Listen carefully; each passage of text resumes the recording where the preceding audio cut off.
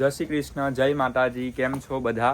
તો આજે બહુ દિવસ પછી બ્લોગ બનાવીએ છીએ ને એક બેડ ન્યૂઝ છે પણ એક ગુડ ન્યૂઝ એ છે કે ચારો આવી ગયેલો છે આપણો મસ્ત મજાનો ને સ્ટોક કરી દીધેલો છે અહીં, કેમ કે બહુ ટાઈમથી ચારો નહીં હતો ને બહુ અઘરું પડતું હતું. એકલું ગાયને લીલું મળતું હતું, તેઓ બહુ ઓછું મળતું હતું. એટલે નેપિયર છે આપણું ને આમ તેમ તો કંઈક 1000 પૂળા આવી ગયેલા છે આપણા અહીં માયાના. અને માયું તો બહુ મસ્ત માયું છે, સારું આવેલું છે ને ખાય છે. તો હજુ આ થોડુંક કરવાનું છે, હરખું અહીં રાખવાનું છે. તો જોઈએ, આ બાજુ છે બહાર સુખવા મૂકેલું છે ને જેમ જેમ સુકાય તેમ પાછું લાવવું પડશે વરસાદ પહેલાં. બાકી મળી ગયું એ વાત સારી કહેવાય.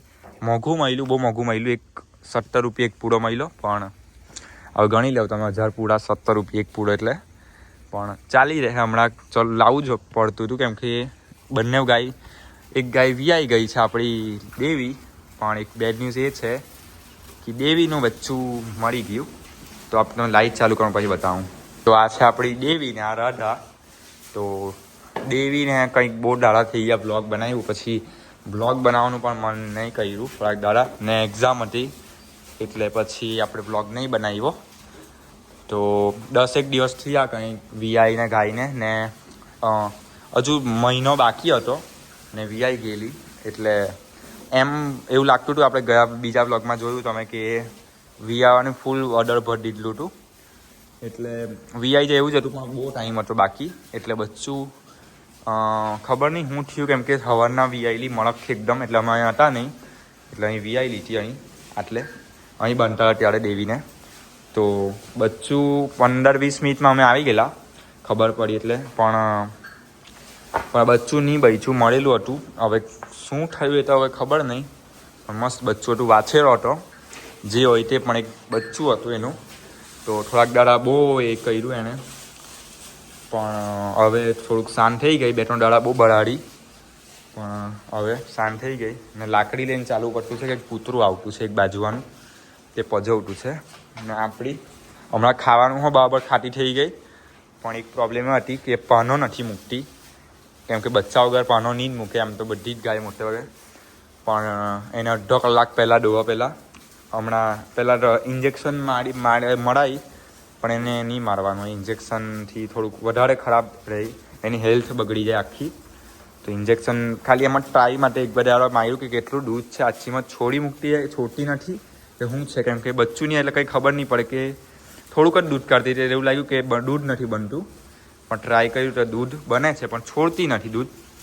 તો હવે એને થોડીક અડધો કલાક પહોંચાડીએ દોવા પહેલાં, ત્યારે કંઈક 1-1.5 લીટર જે દૂધ આપે તે. હવે એનું બચ્ચું નથી એટલે ઓછું આપે ને રોજ એવું નહીં મળે ઇન્જેક્શન. બાકી આપણી દેવી થઈ ગઈ છે એકદમ મસ્ત હવે રેડી. ને આપણી લક્ષ્મી પણ છે ખાટી, ને રાધા પણ ખાટી છે. ને રાધાને કાલે મિલ્કિંગ કરું ને, આમ મિલ્કિંગમાં શાંત થઈ ગઈ. હવે મને દોવા દીધું આજે તો, બાકી મને મિલ્કિંગ નહીં કરવા દીધી નહીં તો. ને આપણી રાધાની વાત કરીએ તો રાધાને થોડાક દાડા એટલે કંઈક 2 મહિના જેવા બાકી છે હજુ. એટલે 7મો કે 8મો 7મો 7.5 મહિના ચાલતા છે, એટલે થોડાક ટાઈમમાં બચ્ચું મળે. આનું પણ હજુ બહુ વાર છે એમ તો. ને કાલે દોવાના છે કેમ કે ડ્રાય કરવાની છે હજુ. અઠવાડિયું 5-5 દાડા દોહે છે એટલે ડ્રાય થઈ જાય. એવી રીતના કરતાં દૂધ મારી નાખે. તો 5-6 દાડા થઈ ગયા નહીં દોઈએ, તો કાલે દોહું એને. તો જોઈએ કેવું કેટલું મિલ્ક આપે તો ખબર પડે કે મળી ગયું કે નહીં. તો આપણે ખેતરમાં દેખાડી દઈએ થોડું ઘણું. ને બહુ મોડું થઈ ગયેલું છે, સાંજ પડી ગઈ છે. તો હાલના હવે હમણાં રેંગણ થયેલા છે અહીં, ને તમને દેખાડું કે મેથી આપણે રોપેલી. તો જો હવે મેથી કેવી મસ્ત થઈ છે, મોટી મોટી મેથી થઈ ગઈ છે. ને હવે આપણે બોટે બાદ નહીં ગઈએ કેમ કે અહીં કૂતરું ભરાઈ જાય અને લાઇટ નાહી ગઈ.